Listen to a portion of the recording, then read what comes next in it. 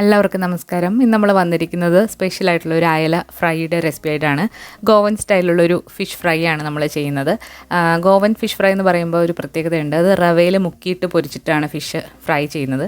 അതിൽ ഉണ്ടാക്കാൻ പറ്റിയ ഏറ്റവും നല്ലൊരു മീനാണ് അയല. അയലയിൽ ചെയ്യുമ്പോഴാണ് കറക്റ്റ് ടേസ്റ്റ് കിട്ടുന്നത്. അപ്പോൾ അയല നമ്മൾ 4 എണ്ണം കഴുകി വൃത്തിയാക്കി എടുത്തിട്ടുണ്ട്. ഇനി ഇതിലേക്ക് നമ്മളൊരു 1.5 ടീസ്പൂൺ കുരുമുളകും അതുപോലെ 2 അല്ലി വെളുത്തുള്ളിയും ഒരു ചെറിയ കഷ്ണം ഇഞ്ചിയും കൂടി നന്നായിട്ട് ഒന്ന് ചതച്ച് എടുക്കണം.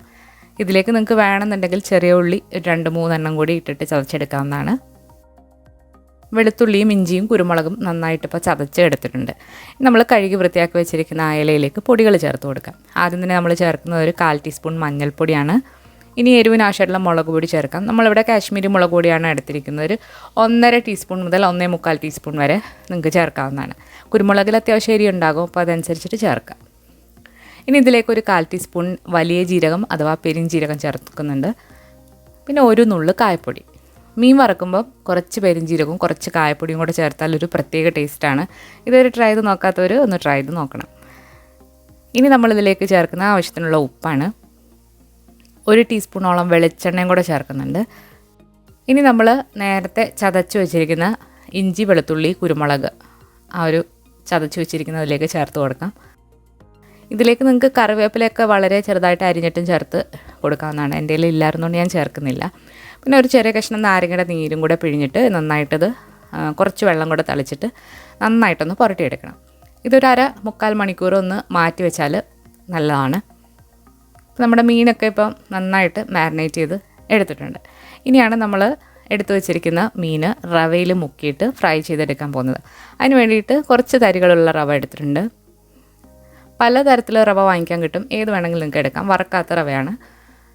മീൻ കഷ്ണങ്ങൾ ഓരോന്നായിട്ട് റവയിൽ നന്നായിട്ട് മുക്കിയെടുക്കാം. 2 സൈഡ് നന്നായിട്ട് കോട്ട് ചെയ്യുന്ന രീതിയിൽ തന്നെ വേണം മുക്കിയെടുക്കാനായിട്ട്.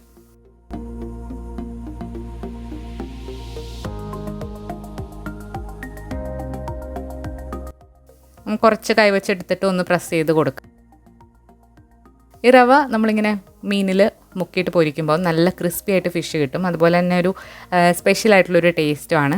നമ്മൾ മുഴുവൻ മീനും നന്നായിട്ട് കോട്ട് ചെയ്തെടുത്തിട്ടുണ്ട്. ഇനി ഇത് നമുക്ക് ഫ്രൈ ചെയ്തെടുക്കാം.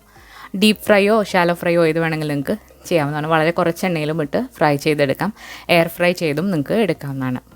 നമ്മളിവിടെ കുറച്ച് എണ്ണ ഒഴിച്ചിട്ടാണ് ഫ്രൈ ചെയ്ത് എടുക്കുന്നത്. തീ ഒരു മീഡിയം ഫ്ലെയിമിലിട്ടിട്ട് വേണം ഇത് ഫ്രൈ ചെയ്തെടുക്കാനായിട്ട്.